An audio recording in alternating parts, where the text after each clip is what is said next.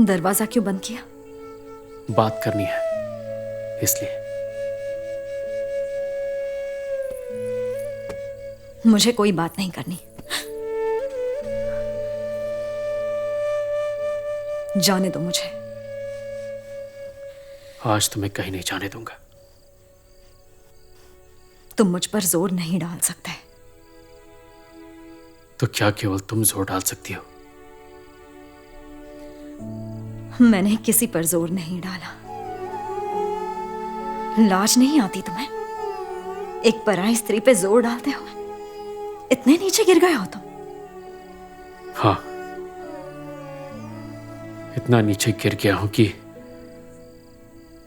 भाभी ने कहा है मैं अपने आप से ही अनजान हो गया हूं।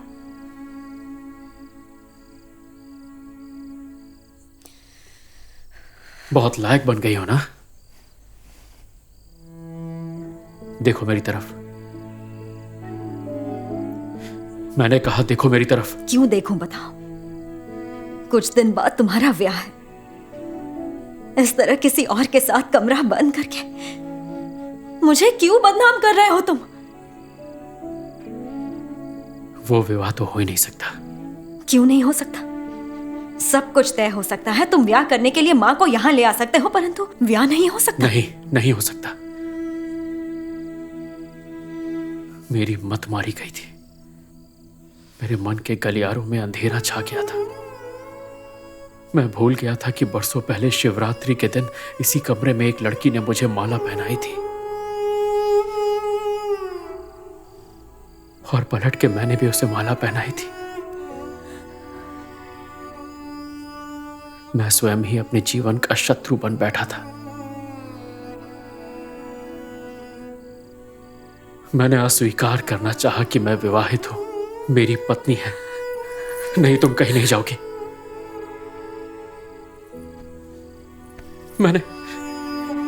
मैंने सारी भूल स्वीकार कर ली, फिर भी इतना गुस्सा। बहुत बड़ी हो गई हो ना?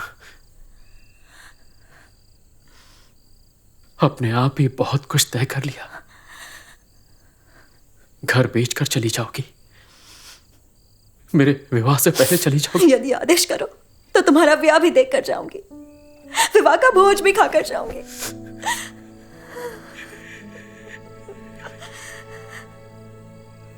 तुमने मुझे कभी कुछ बताया क्यों नहीं?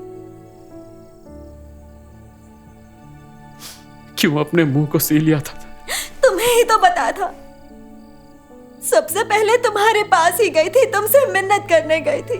पूछा था तुमसे कि मैं क्या करूं बताओ। तुम्ही ने तो कहा था मेरे मामा जी ने मुझे बेच दिया, तुम मेरा दायित्व नहीं ले सकते। हाँ, वो मेरी भूल थी। नहीं, तुम्हारी भूल नहीं थी।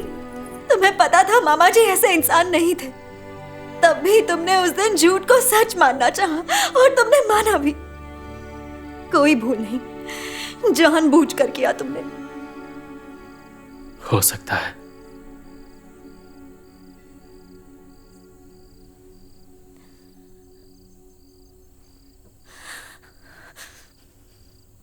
मैं एक डरपोक व्यक्ति था ललिता, बहुत बड़ा डरपोक। कायर था मैं मानता हूं, मैं मूर्ख हूं, लापरवाह हूं। हाँ, मैं बहुत डर गया था जब सुना था तुम लोग ब्राह्मण बन गए हो। मुझे ऐसा लगा यदि तुमने सबको जाकर यह बात बता दी कि हमारे बीच विवाह हुआ है तो मैं कैसे सबको मुंह दिखाऊंगा। पिताजी को नहीं समझा पाता मैं। मां मुझे त्याग देती, मैं समाज में कलंकित हो जाता। केवल अपने बारे में ही सोचता रहा बार बार, और मुझे मन ही मन संतोष मिला जब पता चला कि तुमने किसी से कुछ नहीं कहा। मैं क्या करता कुछ समझ नहीं आ रहा था। सिर्फ डर सवार था। डर कर तुमने मुझे त्याग दिया।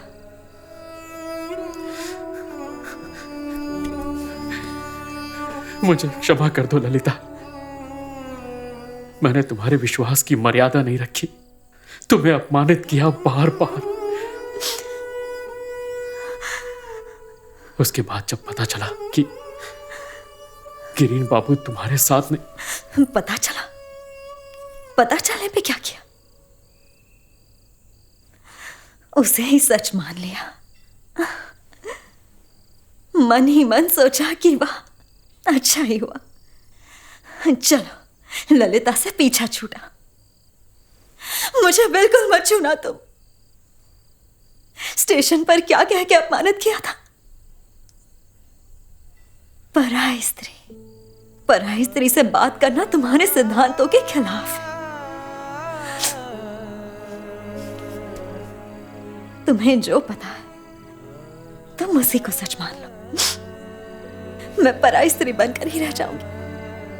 ठीक है, रह सको तो रहना।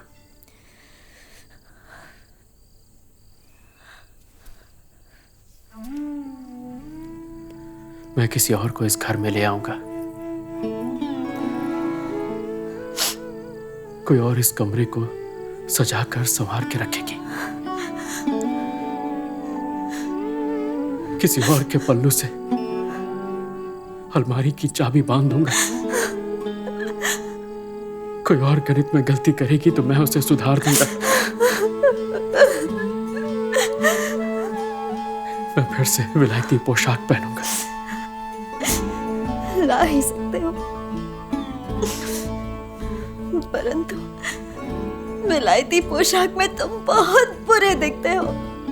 ये बात वो नहीं बोलेगी, वो सब कुछ करेगी। तुम्हारे लिए याद से ओवरकोट बनाकर ला पाएगी क्या? क्या वो जानती है बारिश में भीगने से तुम्हें सर्दी लग जाती है और सीने में सर्दी जम जाने से तुम्हारी कैसी अवस्था होती है? और ठंड से मुझे निमोनिया हो गया और मैं मर गया तो क्या होगा?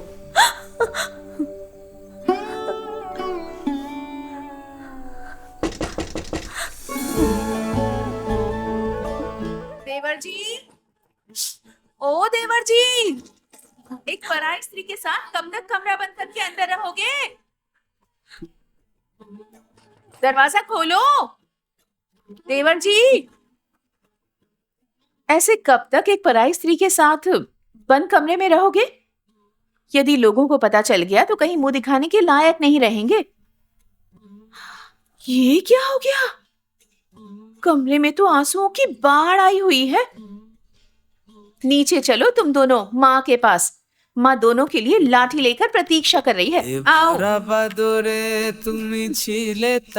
देख तो रही हैं यहाँ बाढ़ आई है। पहले इस बाढ़ को तो थोड़ा संभाल लो, उसके बाद आता। तब तक आप माँ को संभालिए। चलो चलो अखिनिए फिरे चाय घन मेघ। तुम हॉस्टल में क्यों रहती हो? इससे तुम्हें क्या? तुमसे सहारा मांगने तो नहीं आई। मैं किसी और के घर में क्यों रहूं? मेरे पति के रहते हुए मेरी कोई मर्यादा नहीं है। छूना मत तुम मुझे, छोड़ो मुझे, मत छुओ तुम मुझे।